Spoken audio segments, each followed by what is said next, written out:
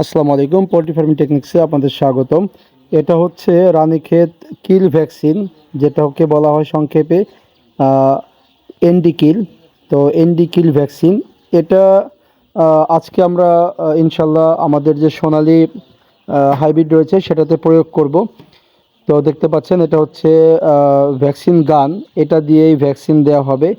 আর vaccine দিবে বরাবরের মতো আমাদের শ্রদ্ধেয় সুপারভাইজার মঞ্জুর আলম বাচ্চু আঙ্কেল। তিনি মোটামুটি সব কিছু প্রসেসিং করছে ভ্যাকসিনের।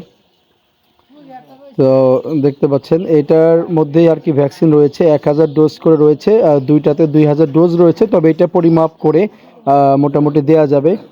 যে আমাদের মঞ্জুর আলম বাচ্চু আঙ্কেল মোটামুটি ভ্যাকসিন দেওয়ার আগে হাসি খুশি থাকে, তবে ভ্যাকসিন দিতে দিতে তিনি একটু ক্লান্ত হয়ে পড়েন, যে কারণে পরবর্তীতে আর এই হাসিটা সহজে থাকে না। তো তো এখন এই যে ভ্যাকসিন দেওয়া হচ্ছে দেখতে পাচ্ছেন, এটা ছোট কাকা ধরে দিচ্ছে, তারপর আলামিন হচ্ছে বাচ্চা এগিয়ে এগিয়ে দিচ্ছে ঝুড়িতে, আর আমাদের মঞ্জুর আলম বাচ্চা আঙ্কেল ভ্যাকসিন দিয়ে দিচ্ছে মুরগির ঘাড়ের যে চামড়া সেটার নিচে দিয়ে দিচ্ছে। তো এই ভ্যাকসিনটা মোটামুটি দিতে হয় 7 থেকে 12 দিনের মধ্যে। সবচাইতে ভালো হয় 9, 10, 11 এই 3 দিনে যে কোনো একদিন দিলে সবচাইতে ভালো হয় এনডিকিল। তো এই ভ্যাকসিনটা আপনারা দিবেন যাদের কিনা মোটামুটি দেখা যায় যে 1000-এর বেশি বাচ্চা আছে, বা মোটামুটি 1000 আছে বা এর থেকে বেশি আছে। তো ভ্যাকসিনটা দিলে পরে কি হবে, রানীক্ষেতের যে জীবাণু সেটা প্রবেশে বাধা প্রদান করবে। আর এটা কিন্তু মূলত এটার যে কার্যকারিতা সেটা শুরু হয় ভ্যাকসিন দেওয়ার 15 দিন পর থেকে। এটার কার্যকারিতা কমপক্ষে 3 মাসের পর পর্যন্ত মানে প্রোটেকশন দেয়। আর সবচাইতে বড় বিষয় হচ্ছে যে ভ্যাকসিনটা দিয়ে দেওয়া ভালো যদি আপনাদের দেখা যায় যে 1000-এর বেশি মোটামুটি বাচ্চা থাকে, সেক্ষেত্রে ভ্যাকসিনটা কিন্তু দিয়ে দেওয়াটাই সবচাইতে বেশি ভালো। আর আমরা যেটা দিচ্ছি এটা হচ্ছে 9 দিনের দিনে দিচ্ছি, আমরা এই ভ্যাকসিনটা 9 দিনের দিনে দিয়ে দিচ্ছি। আমরা প্রথমে যে আপনার রানীক্ষেতের যে একটা ভ্যাকসিন আর কি বাচ্চার চোখে দিয়েছিলাম বা মুখে খাইয়ে দেওয়া যায়, ওটা তো দিয়েছিলাম মোটামুটি 5 দিনের দিন। এটা 9 দিনের দিনে দিচ্ছি। এরপরে এর 2 দিন পরে মানে মোটামুটি এই ভ্যাকসিনটা দেওয়ার কমপক্ষে 2 দিন পরে গাম্বুরারটা দিতে হবে। তো আমরা দিব হচ্ছে 12তম দিনে, আজকে 9 দিনের দিনে দিচ্ছি আমরা। মোটামুটি ইনশাল্লাহ 12তম দিনে হচ্ছে দিয়ে দিব ওই গাম্বুরার যে ভ্যাকসিনটা রয়েছে সেইটা। তবে ভ্যাকসিন অবশ্যই শিডিউল অনুযায়ী দিতে হবে, যাতে কোনো রকমের ত্রুটি না হয়। আর শিডিউল বলতে আমরা যেটা রানীক্ষেতেরটা দিয়েছিলাম আপনার, যেটা কিনা 5 দিন পর্যন্ত দেওয়া যায়, তো আমরা ওটা পঞ্চমতম দিনে দিয়েছিলাম। আর এই যে কিল ভ্যাকসিনটা দিচ্ছি রানীক্ষেতের যে কিল ভ্যাকসিনটা এনডি কিল, এটা দিচ্ছি হচ্ছে মূলত আজকে বাচ্চার বয়স হচ্ছে 9 দিন, অর্থাৎ 9ম দিনে দিচ্ছি। এরপরে গাম্বুরাটা দিব ইনশাল্লাহ আমরা 12তম দিনে।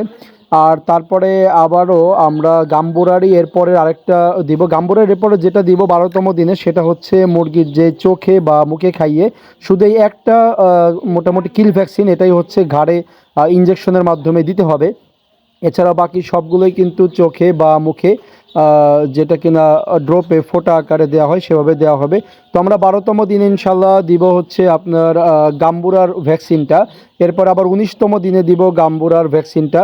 তারপরে রানীক্ষেতের আরেকটা ভ্যাকসিন দিব, সেটা হচ্ছে 22-23 দিনে, 22-23 বা 24 এরকম দিনে আমরা ভ্যাকসিন দিব। তো আপনারা মোটামুটি ভ্যাকসিনের শিডিউল মেনটেন করেই ভ্যাকসিন দেওয়ার চেষ্টা করবেন। তো ভ্যাকসিনের ক্ষেত্রে কোনো রকমেরই কার্পণ্যতা করা যাবে না, কারণ ভ্যাকসিনটা হচ্ছে মুরগিকে প্রোটেকশনের একটি মাধ্যম ইনশাল্লাহ। তো অবশ্যই চেষ্টা করবেন যে ভ্যাকসিনগুলো সঠিকভাবে দেওয়ার, এবং ভ্যাকসিন কিন্তু দিতে হবে টেকনিশিয়ানকে দিয়ে। তো আমাদের তো আলহামদুলিল্লাহ বাচ্চা আঙ্কেল আছেই। আর এই যে দেখতে পাচ্ছেন যে বাইরে কিন্তু এখন মোটামুটি দেখা যায় যে পলিথিনটা নামানো আছে, যেহেতু বেশি একটা ঠান্ডা না তবে হালকা বাতাস আছে, এজন্য ভেতরে কিন্তু খোলা। এখন তো বিকেল টাইম, এজন্য বিকেলের জন্য। তাছাড়া কিন্তু সন্ধ্যার পরে আবার সব কিছু নামিয়ে দেওয়া হবে। সন্ধ্যার পরে কিন্তু ভেতরের পলিথিন এবং বাইরের যে পর্দা এবং পলিথিন সব কিছুই নামানো থাকবে।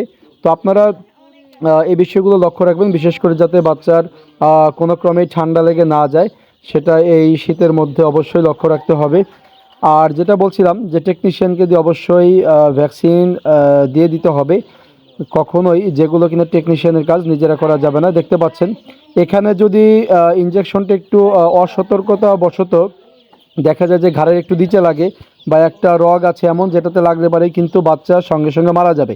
এজন্য যদি টেকনিশিয়ানকে দেখা যায় যে বাহির থেকেও নিয়ে আসতে হয়, তাহলে সে প্রসেসিং করে কিন্তু টেকনিশিয়ানকে দিয়ে দিতে হবে। তো ভ্যাকসিন সম্পর্কিত বা ব্রিডিং সম্পর্কিত যে কোনো তথ্য জানার জন্য আমাদেরকে প্রশ্ন করতে পারেন কমেন্টসে, আর সাবস্ক্রাইব করে সঙ্গে থাকবেন ইনশাআল্লাহ।